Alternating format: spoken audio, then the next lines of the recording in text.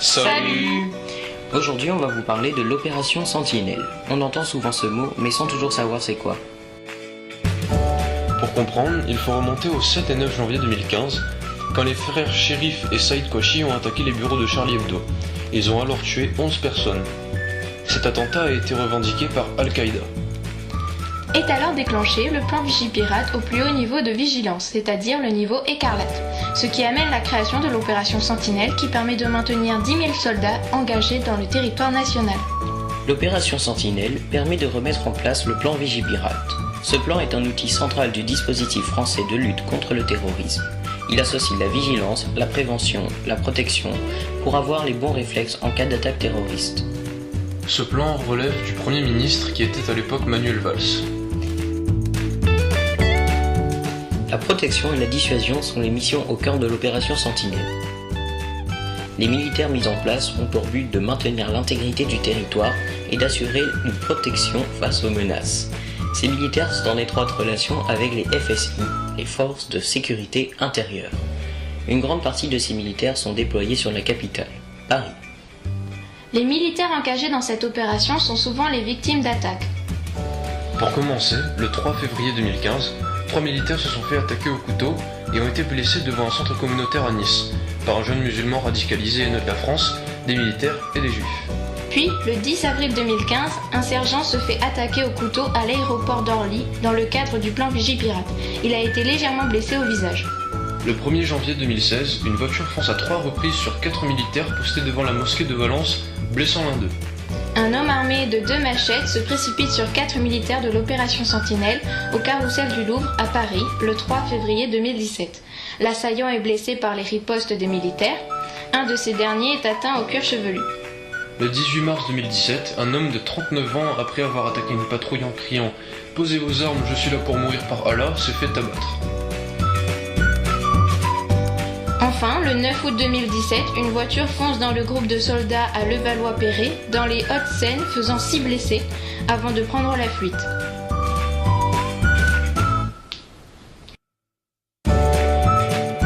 Comme l'opération Sentinelle est localisée sur le territoire français, seule notre armée intervient. Cocorico! Et les autres pays dans tout ça, me demanderez-vous? Eh bien, l'ONU est engagée dans la lutte contre le terrorisme. Mais approuve-t-elle l'opération Sentinelle? Le Bureau de lutte contre le terrorisme est créé le 15 juin 2017. Ce bureau a 5 fonctions principales. Premièrement, piloter les décisions prises par l'Assemblée générale de l'ONU contre le terrorisme. Deuxièmement, renforcer la coordination et la cohérence des activités des 38 entités de l'équipe spéciale de la lutte contre le terrorisme pour assurer la mise en œuvre équilibrée des 4 piliers de la stratégie antiterroriste mondiale des Nations Unies. Troisièmement, accroître l'aide que l'organisation fournit aux États membres. Quatrièmement, promouvoir davantage les activités de lutte contre le terrorisme de l'organisation, leur donner une plus grande visibilité et renforcer la mobilisation de ressources dans ce domaine. Enfin, veiller à ce que la priorité voulue soit accordée à la lutte contre le terrorisme dans l'ensemble du système des Nations Unies. Le Bureau s'emploie également à tisser d'étroites relations avec les organes du Conseil de sécurité, composés des États-Unis, du Royaume-Uni, de la France, de la Chine et de la Russie, grâce à des voyages fréquents et une participation régulière de son personnel à des réunions ayant trait à la lutte contre le terrorisme. La création de ce bureau donne donc de la crédibilité à l'opération Sentinelle et à toutes les mesures prises par l'État français contre le terrorisme. L'Assemblée nationale a voté jeudi 6 juillet 2017 en faveur de la prolongation de l'état d'urgence jusqu'au 1er novembre 2017. Ce dispositif est en vigueur depuis les attentats du 13 novembre 2015 et devait s'arrêter au 15 juillet 2016. Le projet de loi, qui a été approuvé dans les mêmes termes que celui voté au Sénat mardi, a été adopté par 137 voix contre 13. C'est la 6e prolongation de l'état d'urgence et sûrement la dernière. Le gouvernement prévoit un nouveau texte pour faire entrer certaines mesures de l'état d'urgence dans le droit commun. Le projet de loi antiterroriste prévoit notamment d'instaurer des périmètres de protection autour des lieux sensibles, de faciliter la fermeture d'un lieu de culte ou encore de confier de manière permanente au préfet et au ministre de l'Intérieur le pouvoir de perquisitionner, de jour comme de nuit, sous le contrôle du juge des libertés et de la détention de Paris. Le texte sera débattu en commission en septembre à l'Assemblée.